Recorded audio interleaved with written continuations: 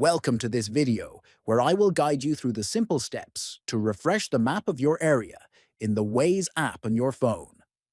Keeping your map updated is important for accurate navigation and to get the latest road information. In just a few easy steps, you will learn how to refresh the map. First, open the Waze app on your mobile device. Next, look at the top left corner of the screen and tap on three horizontal lines.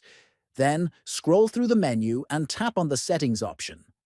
After that, in the Settings menu, tap on the General option. Inside General Settings, you will see an option called Refresh Map of My Area. Simply tap on this option to refresh the map data for your current location. Finally, the app will update the map for your area with the latest information available.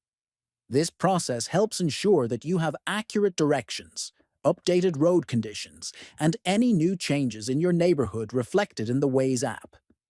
In conclusion, refreshing the map in Waze is a quick and easy way to keep your navigation reliable.